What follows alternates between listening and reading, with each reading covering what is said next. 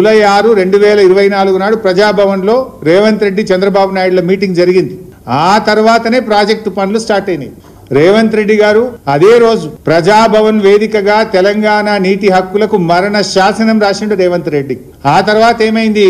July 6, 2024 Revanth Chandrababu కలిసిండు. September 13, 2024 Uttam Kumar Reddy గారు సతీ సమేతంగా బెజవాడకు పోయి బజ్జీలు తినొచ్చిండు.